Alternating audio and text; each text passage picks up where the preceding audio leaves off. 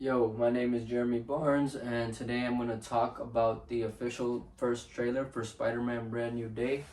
Normally, this would be a trailer reaction, but recently I've been getting copyright claims on all of my reaction videos, and it hasn't been able to go live. So I've decided that I'm finished doing reaction videos because it's too much to record it, edit it, and then find out that I can't even use it.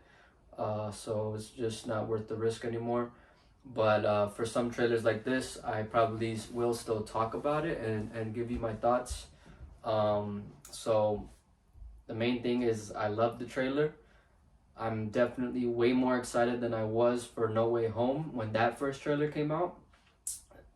So I am looking forward to what they have in store for us. This is more of what I was hoping for with No Way Home before I found out it became a multiverse movie. Um, so I think it's kind of overdue in a way, but I'm happy that we're getting it now. And um, there's a lot going on in the trailer, so I'm gonna kind of break it down. I got my little Spider-Man friend right here. So, speaking of No Way Home, this movie looks like it'll be addressing the fallout of that movie, where Peter's friends, including Ned and MJ, as well as the rest of the world, have no memory of a Peter Parker ever being in their lives. But obviously, this is more so going to be affected by his friendship with Ned and MJ. And in this movie, he can't just live his life without them. He's still interested in them. Knowing that they're safe, that they're doing okay. So he's kind of stalking them online. And eventually getting kind of close to them. I don't know if it's just naturally, it's kind of unavoidable, or if he's intentionally trying to reintroduce himself like he was going to at the end of No Way Home, but then he decided against it because he was reminded of how MJ was hurt because of him being Spider-Man. So maybe he's gonna try to keep those two sides of his life really separate, better than he did before, but he's still open to having a life as Peter Parker. We'll see. And there's also Aunt May's death, who was always in his corner as well. So she's no longer around. So when he needs that emotional support, which he probably will in this movie, it seems like he might go to visit her grave, and talk to her there, which that would be cool. This is really the first time that we've ever seen that in a live action Spider-Man movie. We did get Norman Osborn's funeral at the end of Spider-Man 1 with Sam Raimi. And he did go and see Uncle Ben's grave there, but we didn't get a scene where he was actually talking to Uncle Ben after the fact. So this will be cool.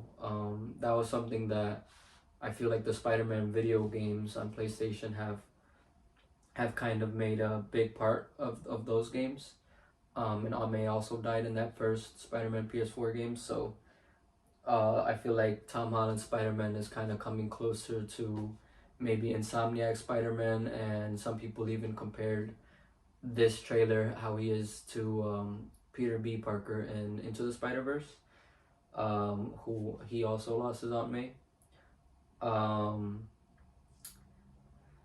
We also see the Punisher in the trailer, and this will be the first time that we get to see the Punisher in the MCU in a live action movie. So I'm excited about that. And Punisher's first appearance was actually in a Spider-Man comic book. So it's kind of perfect that he is going to appear in a Spider-Man movie for his first movie appearance in the MCU. And it looks like they might have already met each other by the time this movie starts, unless they show their meeting and then there's some time passing. where now they just have kind of like a rapport with each other, but it's like a kind of a bit of conflict between them, where Punisher, obviously his thing is he always just goes for the kill shot, and Spider-Man's not about that, so he'll be trying to prevent Frank from doing any murdering in this movie, and Frank is like, "Get out of my way, webhead." And that was a really funny scene when Frank's gonna like curse him out, and he like webs his mouth shut. So I'm excited to see that dynamic, and I'm surprised actually that we're gonna see more of the Punisher than we saw Matt Murdock in No Way Home. But I am hoping Daredevil does return in this movie, especially given some of the stuff that happens later in the trailer. But I'm kind of just going in order from the way that it plays out in the trailer. So the big crazy thing, which I had heard rumors of before, is that Spider-Man's gonna be going through some sort of mutation in this movie, and that involves getting organic web shooters, which when I first heard of it, I didn't like, but I like the way that they're kind of portraying it in the trailer. So I think it actually could be something that does work depending on how they execute it. Um, and I think I do prefer this over just beginning with organic web shooters like Toby did in his movies, because it's kind of like a evolution of the character, which I think is a cooler way to do that. Now the reason why I'll get to like probably near the end of the video when I talk about some theories that I have going into it based off this trailer and some other stuff I might have heard. But we see that Peter goes to Bruce Banner for help with this problem, and that makes sense because Bruce Banner is a very like scientist type of character, specifically with like biological stuff. And he had his whole situation with the Hulk that he was able to like fuse his two personalities together. So he might be able to help Peter balance his two sides of his life, Peter Parker and Spider-Man, which that could be a reason why he's going through this mutation. Similar to how Toby, when he was trying to do something similar in Spider-Man 2,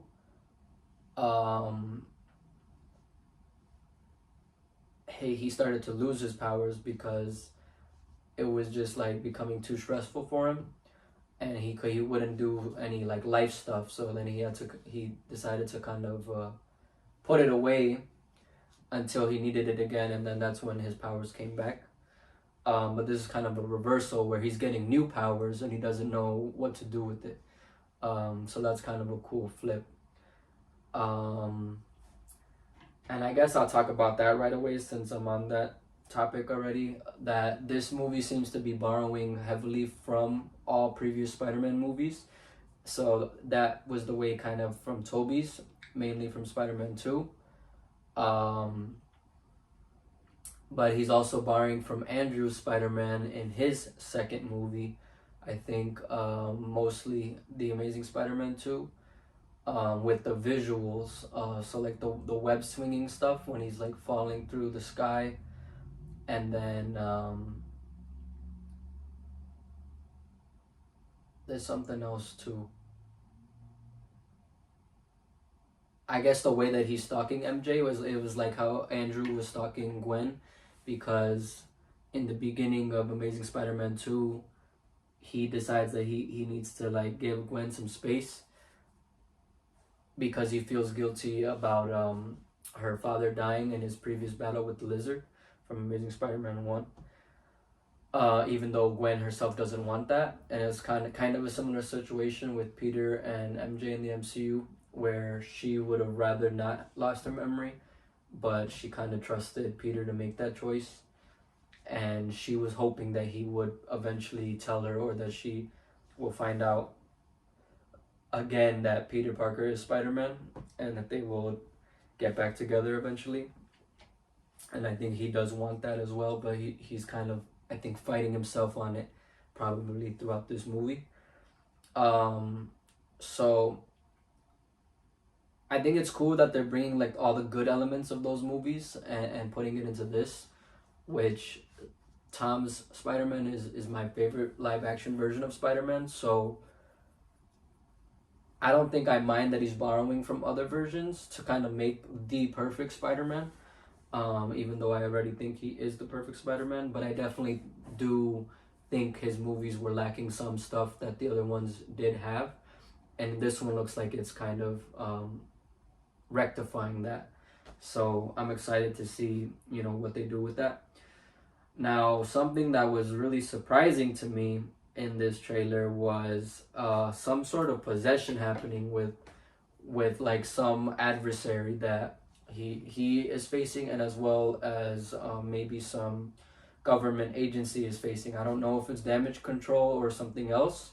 It wasn't really clear in the trailer, but it was somebody controlling the old lady in the tank that was going through the whole city. I think when he took Punisher out of the equation, and it finally crashed somewhere, and then it traveled to a soldier kind of on the scene of that, and then to either a different soldier or maybe an escaping prisoner or guard in a prison, which I think is where he might have been crashing. So I don't know what that could even be, but everybody thinks that Sadie Sink. Well, everybody knows that Sadie Sink's in the movie, and they think she's playing Jean Grey of the X-Men, and they think maybe that she was doing that because she has the ability to control minds.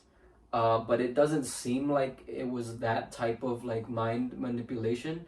To me, like I said, it seems like more of like a possession, so something like a supernatural, like a demon or something similar to that. And another theory that some people had when they were filming with set photos is that maybe they were going to be using Mr. Negative, who has this connection to, I think it's called the Dark Dimension.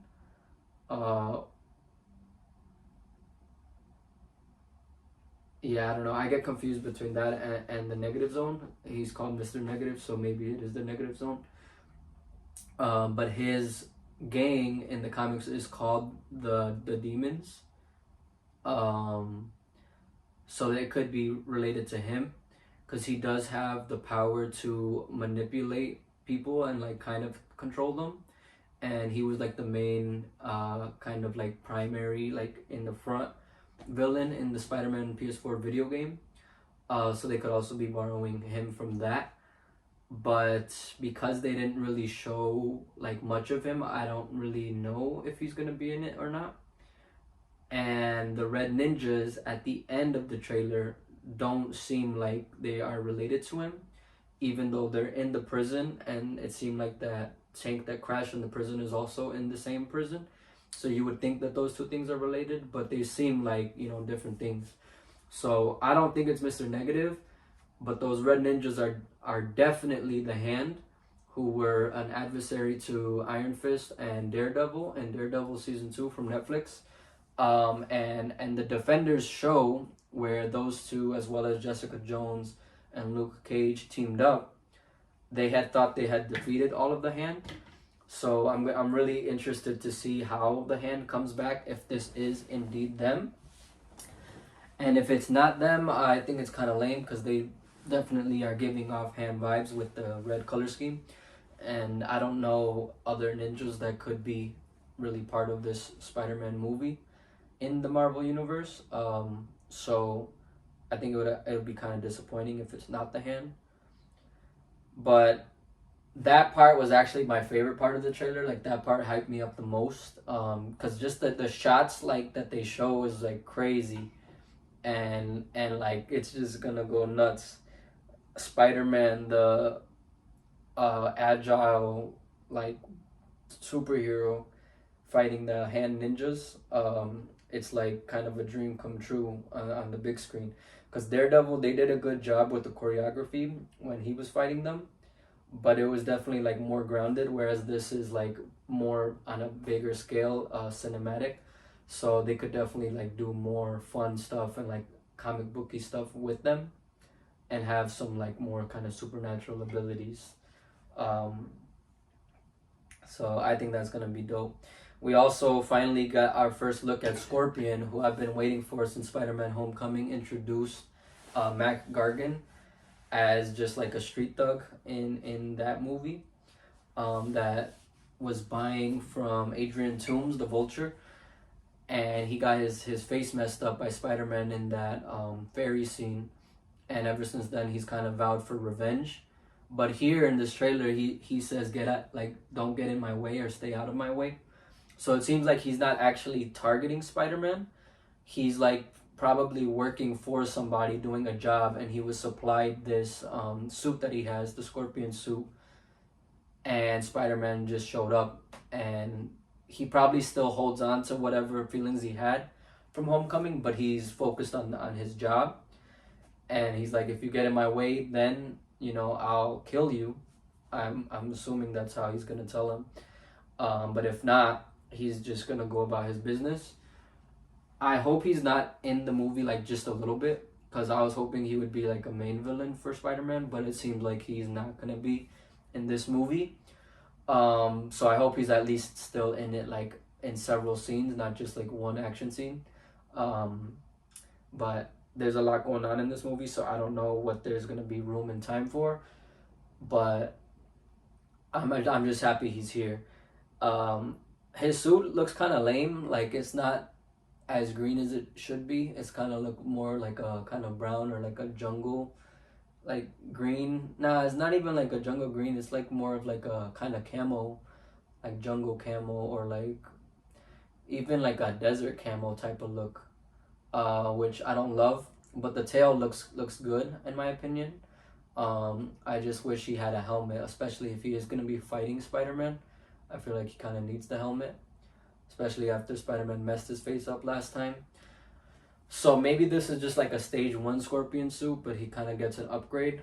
But the other thing that I had a theory about before we saw any footage of this movie, just after No Way Home, and some hopes and stuff, was since No Way Home ended with the Venom symbiote staying in the MCU part of it, I was thinking that maybe that would bond to Mac Gargan, and he would become the MCU's version of Venom.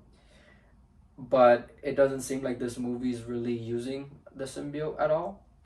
It could possibly, like, they could do like another post-credit scene where it'll take those two to finally in the next movie get to a story involving it, and maybe that would be the kind of like final form of Scorpion, and maybe he'll show up again in the sequel to this, and he'll like level up to the main villain of that movie. I don't know if that's really reasonable, but it could happen, something like that, or he could just be a little bit more important, even if he's not the main villain once again in the next movie. But that's getting ahead of myself. Let me just focus on this one. I like all of the comic book shots that they had, recreating comic book covers, and all the villains that they have, which these guys are ones that I don't really know as the biggest Spider-Man fan ever, but hasn't really read a lot of comic books outside the initial like 20 or so comics of the initial Amazing Spider-Man slash Amazing Fantasy run.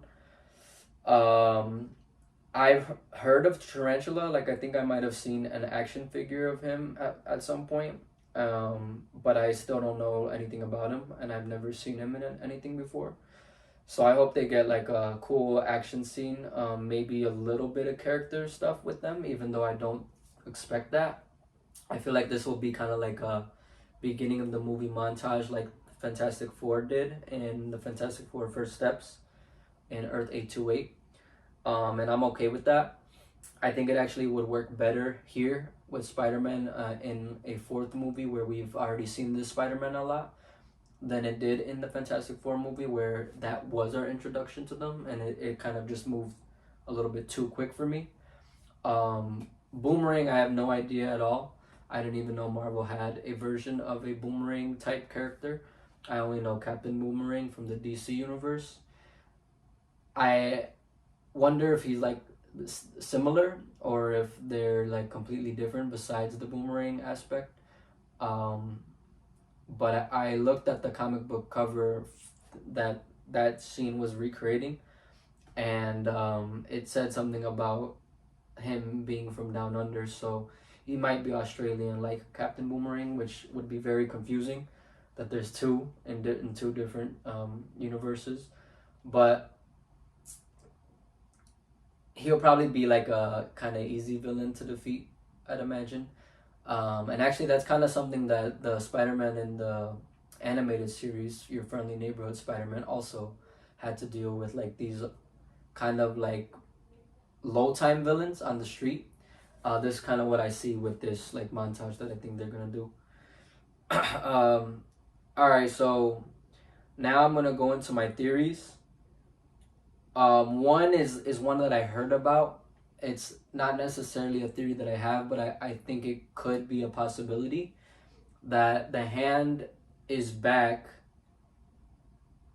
as a result of whatever happens in Daredevil Born Again season 2, which I think is gonna kind of end the Mayor Fisk storyline from that show, and this is why Spider-Man has to deal with this kind of like gang war that I think is brewing in this movie, or at least in the beginning of the movie, with all these villains. Because Wilson Fisk is now out of power, so there's like a power grab where everybody's like fighting for control. And I think maybe what people have been saying about Daredevil is that he could possibly become the new leader of the Hand in some way, like he's chosen as their leader, like how Elektra was in season 2 of that original show. I don't know if they're gonna go there. Like that seems kind of like a crazy storyline to do. But when he does do that in the comics, he has the black suit that he is getting in Daredevil Born Again season 2. So I think it is a possibility, and in that case, Spider-Man might have to fight Daredevil in this movie. But it could be just some other way that the Hand is back. Maybe Elektra comes back, but I don't see Elektra being part of this movie, so I don't think it'll go that way. So I have no idea who is in charge of the Hand, if that is them in this movie. But if they are there and Daredevil's not leading them, I think he's definitely gonna be here to fight with Spider-Man against them again. And I really want that. I would prefer that over Daredevil leading the Hand, because I don't, that just doesn't sit right with me. Like obviously, depending on how they do it, it could work, but I'd rather it not happen. The other thing is whoever is leading the Hand might have this ability with this whole possession thing, and the mutating thing. So we have a voiceover from a character that we don't actually ever see in the trailer, where he's talking about the spider life cycles. I think that everybody's saying that the actor is Keith David, who I've seen in something, but I don't know what it was. And anyway, I think he's gonna be playing Miles Warren, who becomes the Jackal, and he's somebody who has like experimented with Spider-Man's DNA, and like he created a clone of Spider-Man. I think maybe he's the reason why Spider-Man is going through these changes. Like he might have at some point figured out Peter Parker was Spider-Man. Like maybe he's a professor at Empire State University, where it looks like Peter's gonna be attending college, and he like at some point, maybe in a Spider-Man battle, he had the blood sample collected, or he somehow got it from him while he was at school. I think maybe he does something to Peter just because he's like crazy, and he's like, let's see what happens with this. He's like a mad scientist, and it starts causing this change in him where he starts mutating, and some people think he's gonna become Man Spider. I don't know if they're gonna go that far in this movie. I don't think I really want that, to be honest. But who knows? Like maybe he would need to do that. by the end of the movie to face whatever the supernatural threat is. Cause I don't know how the hand ties into all this. Like I'm not piecing those like puzzle, piecing that puzzle together. Those different pieces. Um, so that I don't know how that's gonna like come together, but maybe Punisher might have to kind of reel in the Man Spider if he does show up, and that's why he's kind of gonna be a bigger part of the movie. But then we also have Bruce Banner, who is a huge risk because whatever this mind control thing is, it could take control of Bruce Banner and bring out the Hulk. And everybody is suspecting that this is going to happen in this movie because fans have been asking for the OG Rage Hulk back, and this is like the way to do it. And I think the shot where Spider-Man is like pulling back, I don't think he's like gonna slingshot himself there. I think he's literally holding the Hulk back, but the Hulk like yanks him, and then that's why he goes flying. But that's why he's like instead of like just kind of going with it like how Toby would do in Spider-Man 1, where he's like all cool and stuff. This is not the same situation. I think he's getting pulled by the Hulk because he can't hold him back, and that'll be exciting. I don't know like what the heck the final act of this movie is gonna be. It seems like it's gonna be crazy and maybe like too much going on. I hope not, but either way, right now I'm super hyped. I'm excited. So let me know what you all think. It was fun to watch this trailer. Let me just kind of go through in silent, and I'm not gonna put it on screen for copyright reasons. The trailer, and let me see if I talk about anything. That first shot is dope. That's like straight out of Across the Spider-Verse, but it also reminds me of like another comic book cover that I've seen. Right here, Peter's like that everybody's happy without him. That shot in the mask is super cool.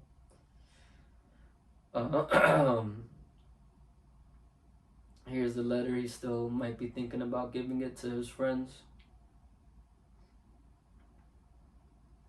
Oh yeah, this part right here kind of proves that this is definitely going to be after Daredevil Born Again, because Spider-Man's getting the key of the city, which I don't know for sure, but it seems like would be something given by the mayor of the city to someone. And Shayla Rivera from Daredevil Born Again is giving him that key in this trailer. So she might actually fill the void in the mayorship of New York once Wilson Fisk is taken down. So that's kind of a bit of a letdown for what I was hoping was going to happen after Mayor Fisk, which was Luke Cage becoming the mayor. But who knows? Maybe she's just an interim mayor, and then there's going to be an actual mayoral election, and maybe that could be Luke Cage. I'm crossing my fingers for that still. But yeah, so there's that. And then it looks like maybe in this shot, MJ and Ned kind of have this feeling like they know Spider-Man, but they don't know who he is. And it's like something that's kind of puzzling them. And that's why maybe when they meet Peter, they like start to put the pieces together themselves. So I kind of like that. Like, I wasn't expecting them to really be a big part of this movie, but I kind of like that maybe they are. And that they're going to be, I think, showing a little bit more of what's going on with them, even outside of their interactions with Spider-Man or Peter Parker. So I like the kind of continued character development that they might be having. This guy, I don't know if he's going to be like Brad in Far From Home, or if he's going to be a lot of a cooler person for MJ, and maybe that's why Peter's like, dang, like she's actually with this real nice guy. Like, should I get involved or not? I don't know. We'll see. It looks like Peter's senses are kind of dialing up to 11 in this movie, with that little water drop thing, and then he's like overstimulated. People think the person in the chair is Sadie Sink, It does look like it could be a woman, but I don't know. And even if it is her, I don't know if she's playing Jean Grey. She could be playing somebody else. I have no idea. That shot, I like love that shot right there. Like just the color of that and everything, the action, the kind of movement there was just like really cool to me. I like all of these shots except for the Amazing Fantasy 15 shot. I feel like it's too dark. It needs to be a daytime shot for that comic book cover. Um,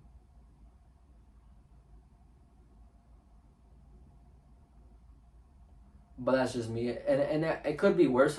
But that's the only one that I didn't like. But yeah, I think that's all I'll say now. Let me know what you guys think. Are you excited for this movie? How do you feel overall in general about Tom Holland's Spider-Man? And where would you rank his movies?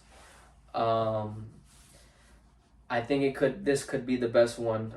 So if it is, that's awesome. I'll catch you next time. Goodbye and peace.